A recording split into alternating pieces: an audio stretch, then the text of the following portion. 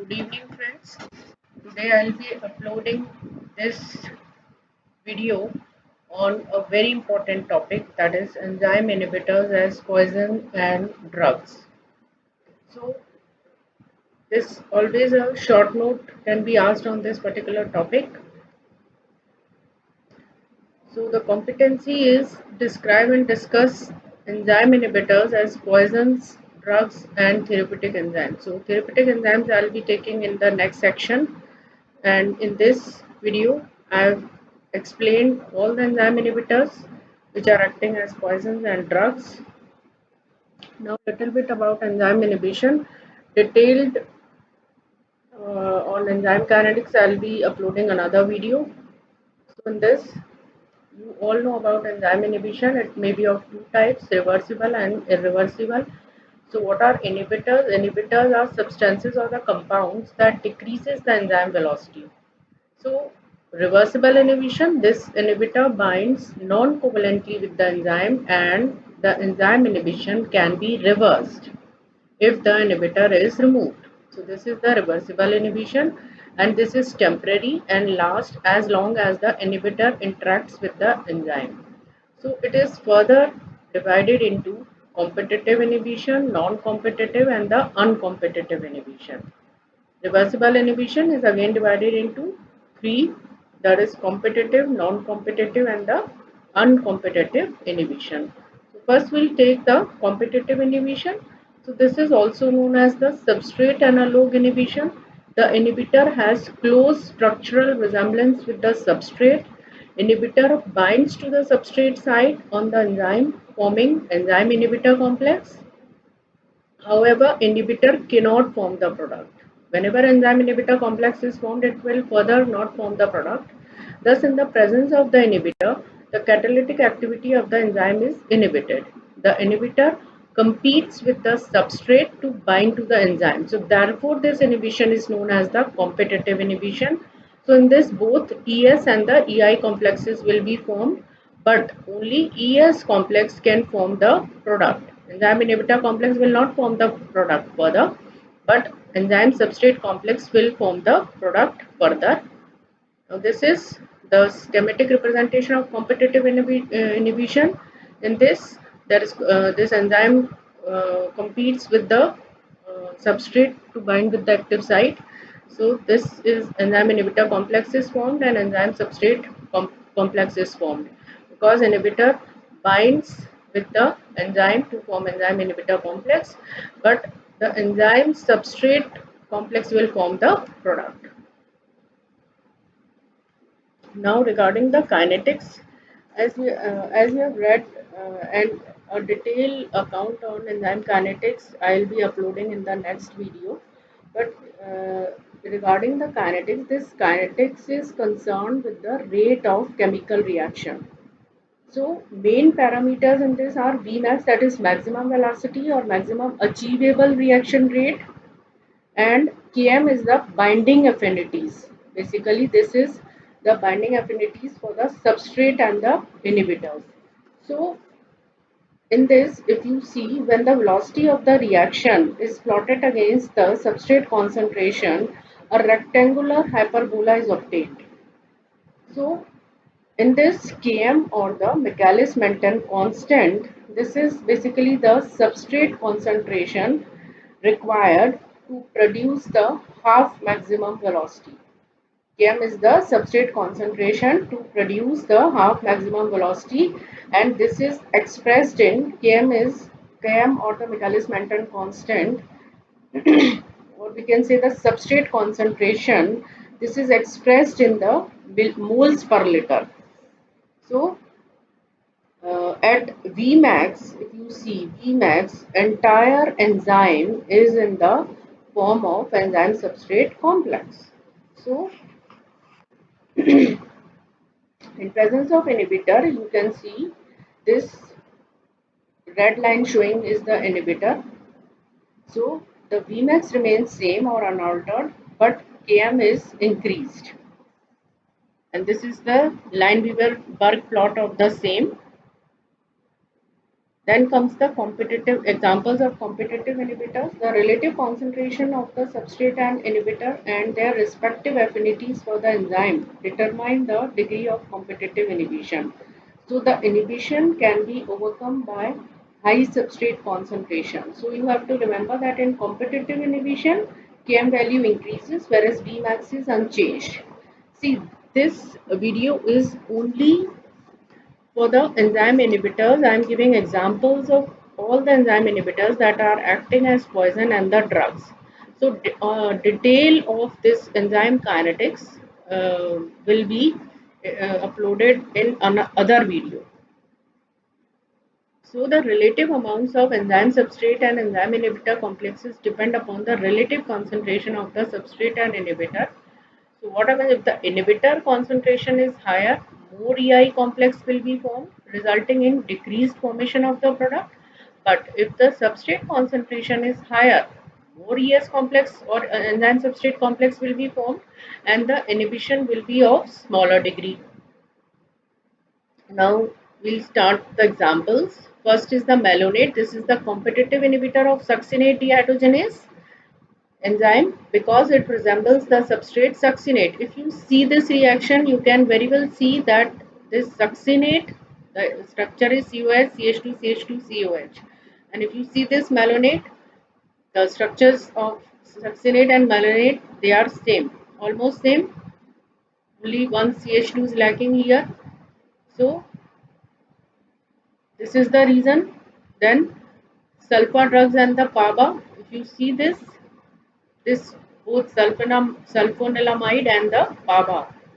They also resembles a little bit of difference is there in there. Only the difference is that here carboxyl group is there, here sulfonamide group is there. So sulfur drugs, for example, sulfamethoxazole contains sulfonilamide, which is similar to PABA, that is para-aminobenzoic acid.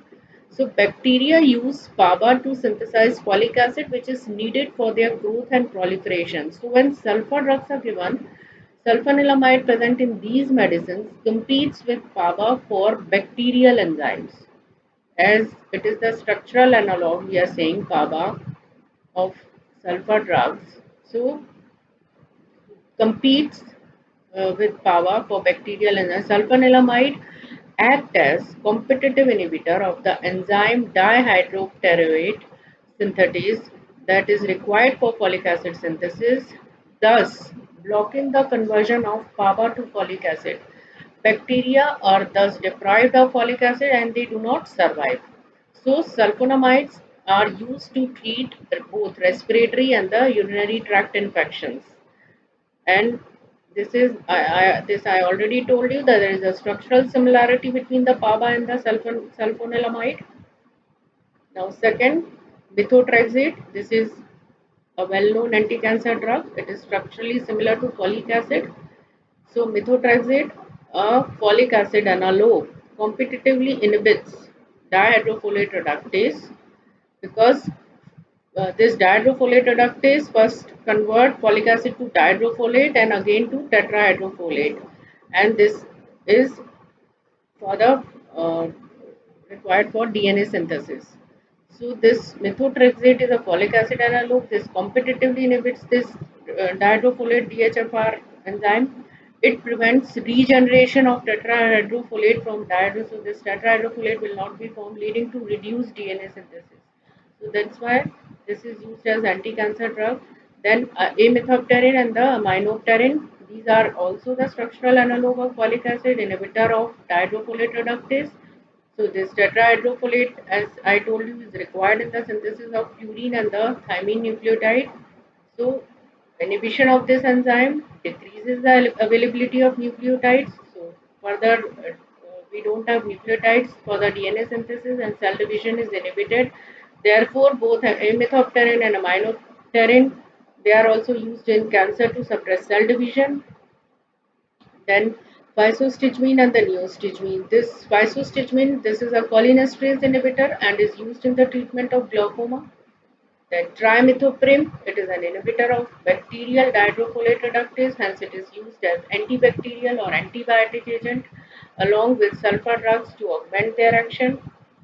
Then pyrimethamine, it is an anti-malarial drug and it selectively inhibits malarial parasite dihydrofolate reductase enzyme. Then dicumarole, this is another important anticoagulant. Dicumarole acts as an anticoagulant because it is the structural analog of vitamin K. Several blood clotting factors, example prothrombin, undergo gamma carboxylation of their glutamate residue to chelate calcium ions, which is necessary for blood coagulation. This process requires vitamin K as a coenzyme, which is changed into its epoxide form. It is reduced back to this. You will study in detail in the vitamins, different metabolism of different vitamins by this reductase enzyme. Then dicumarole and warfarin, this is a synthetic analog. Both act as competitive inhibitor of vitamin K reductase that is used in the treatment of thromboembolic diseases like cerebral stroke. So warfare is used as a rat poison which inhibits vitamin K reductase and causes internal bleeding in tract leading to its death. So in this video, I have given all the biochemical mechanism related to these poisons and drugs. Ethanol is used in the treatment of methanol poisoning. Methanol is metabolized by alcohol dehydrogenase into formaldehyde, which is poisonous. So it causes blindness and can even fatal. So this ethanol, this acts as a structural analog of methanol when given in high doses, displaces the methanol and binds with alcohol dehydrogenase. So it is metabolized into acetaldehyde, and this acetaldehyde is oxidized to acetate and then acetyl CoA. So you know acetyl CoA, this is the normal metabolic intermediate and so is easily metabolized in the body. Then comes the statins. You know, these act as anti-hypercholesterolemic agents. So example is lovastatin, atorvastatin, simvastatin, and pravastatin. So statins are basically competitive inhibitors of HMG-CoA reductase. This HMG-CoA reductase, this is very important or rate limiting step we can say in the cholesterol biosynthesis. So this statins, they are competitive inhibitor of this HMG-CoA reductase and decrease the cholesterol synthesis in the liver. So they also upregulate the LDL receptors in the liver, causing decreased plasma cholesterol levels. So both way they are acting. So HMG-CoA reductase, as I already told you, this is the key enzyme or key reaction, key enzyme in the formation of cholesterol. So inhibition of this reaction decreases the synthesis of cholesterol. Statins, as I told you, they act as an anti-hypercholesterolemic agent in this way. This is the reaction from HMG-CoA by miscellaneous steps. Cholesterol is synthesized. So this inhibit HMG-CoA reductase. Statins inhibit this particular enzyme. Then allopurinol, basically this is the structural analog of hypoxanthine. If you see the structures, this is hypoxanthine and this is allopurinol. So structural analog is this allopurinol is the structural analog of hypoxanthine. So allopurinol basically acts as a competitive inhibitor of xanthine oxidase. So what is xanthine oxidase? Basically this is the enzyme of purine degradation. This is very important enzyme of purine degradation. This converts hypoxanthine to xanthine and xanthine to uric acid that is excreted. So xanthine oxidase catalyzes the conversion of hypoxanthine to xanthine and xanthine to uric acid. So allopurinol blocks the formation of uric acid from then allopurinol is used in the treatment of gout. As you all know that in gout, this is a arthritic condition and it is characterized by increased plasma uric acid level. So this is used in the treatment of gout. Then captopril is used as an antihypertensive. It is a competitive inhibitor of ACE, that is ACE enzyme, that is angiotensin converting enzyme. Then comes the non-competitive inhibitors. So these non-competitive inhibitors have no structural resemblance with the substrate. They do not compete with the substrate for the substrate site on the enzyme. They bind to some other region of the enzyme and render it inactive.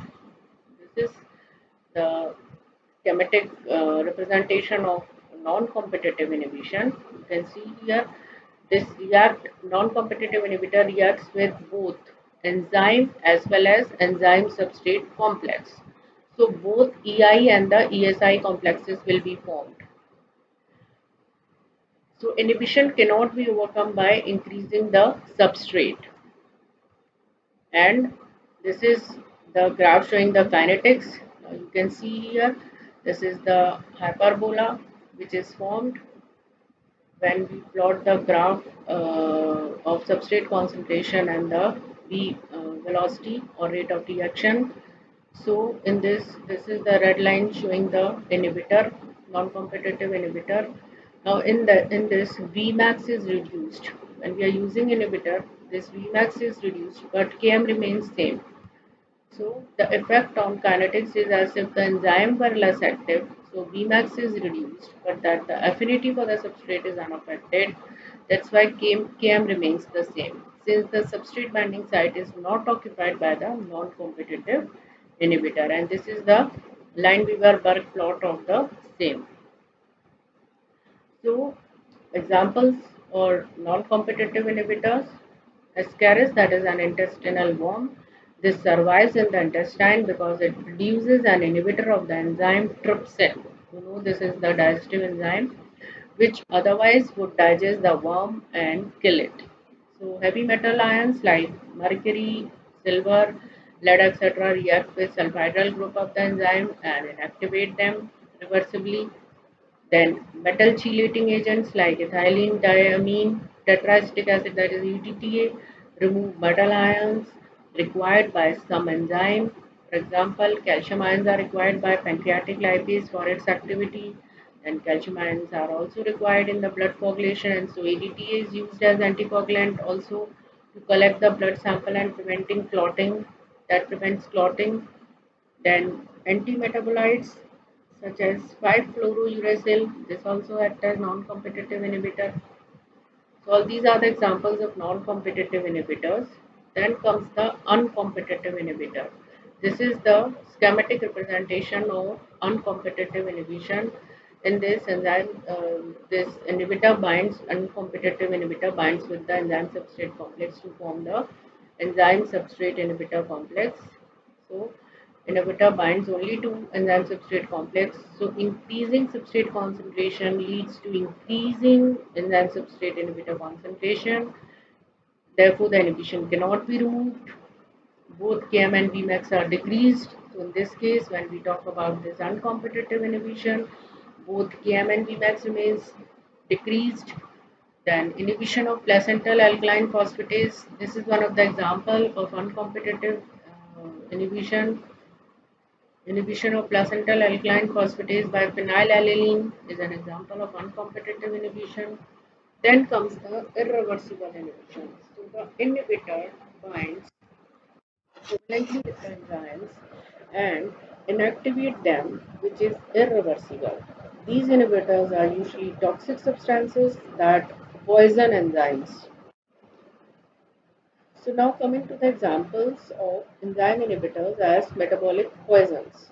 So in this, iodoacetate is an irreversible inhibitor of enzymes like papain and glyceraldehyde 3-phosphate dehydrogenase. Isoacetate and iodoacetate combines with sulfhydryl groups at the active site of these enzymes and make them inactive. So this iodoacetate, this combines with the sulfhydryl group of both papain and the glyceraldehyde 3-phosphate dehydrogenase and makes them inactive. Then another example, diisopropyl fluorophosphate, that is DIFP. This phosphorylates the active site of serine proteases and the esterases. So it is basically a nerve gas developed by the Germans during the Second World War. So DIFP, that is diisopropyl fluorophosphate, irreversibly binds with the enzyme containing serine at the active site, example serine proteases and the acetylcholinesterase. So then many organophosphorus insecticides like malathion are toxic to animals, including man, as they block the activity of acetylcholinesterase. that is essential for nerve conduction, resulting in paralysis of vital body functions. Then inhibitor of glycolysis, arsenate inhibits glyceraldehyde 3-phosphate dehydrogenase. This is also an important step of glycolysis, whereas iodoacetate inhibits triphosphate dehydrogenase enzyme.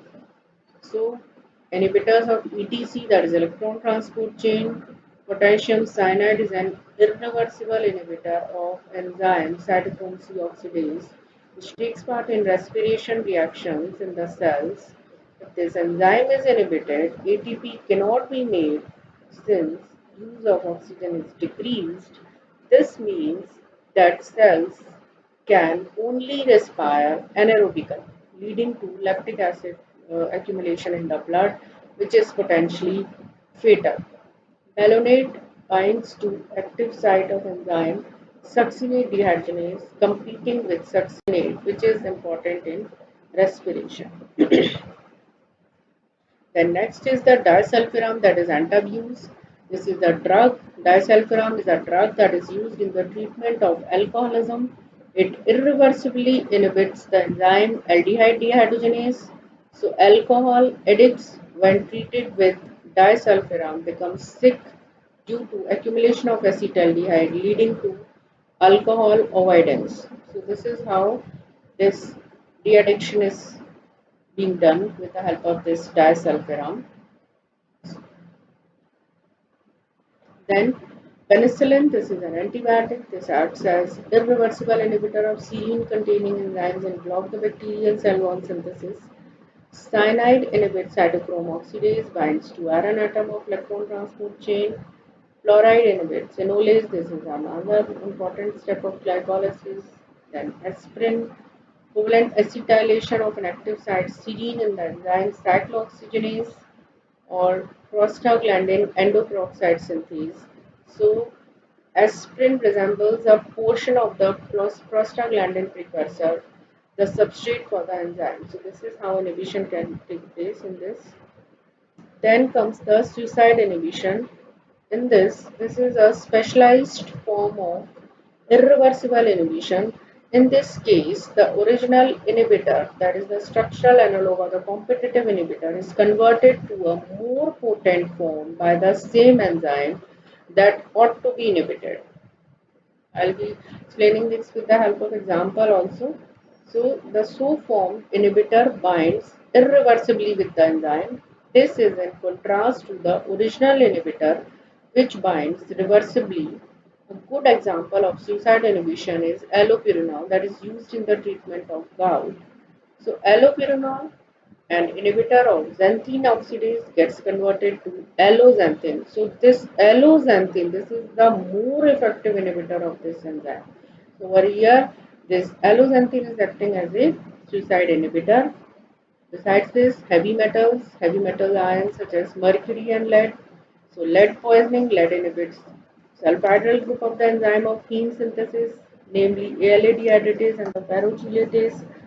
So this you will study in detail in my video on porphyrias. I've explained this that there are two enzymes that inhibit this inhibited by lead, that is ALA dehydratase and the ferrochelatase, that is the last enzyme. So characterized by anemia with basophilic stippling and increased RBC free protoporphyrinogen levels and excretion of delta ALA in the urine. So in this way, I had completed my topic. I had covered all the inhibitors because always a short note on this is asked. So this, I think this will be of great help to you. You can prepare your notes with this video, and if you have any query, you can please write to me in the comment section. You can also ask me to upload videos on your difficult topics. Thank you.